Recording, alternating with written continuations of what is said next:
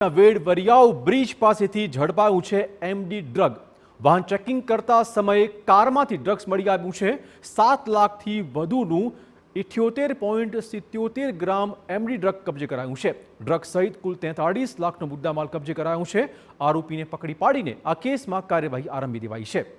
Police તપાસમાં આરોપી અલ્પેશ મિયાણી ઓઇલના વ્યવસાય સાથે સંકળાયેલો હોવાનું ખુલ્યું છે। આ ઉપરાંત અગાઉ પણ ગેરકાયદેસર બાયોડીઝલ મામલે પણ ગુનો દાખલ થઈ ચૂક્યો છે। પોલીસે આરોપી ડ્રગ્સ ક્યાંથી લાવ્યો અને કોને આપવાનો હતો તે દિશામાં પણ તપાસ આરંભી છે।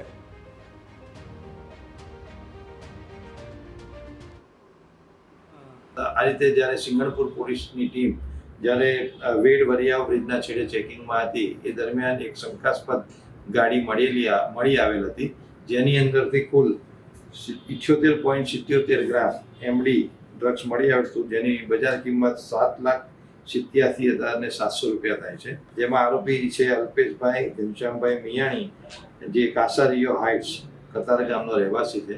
તેના પોઝેશન વાળી ગાડીમાંથી કુલ એમડીનો જથ્થો મળેલો હોય એને અટક કરીને કાયદેસરની કાર્યવાહી કરવામાં આવી છે।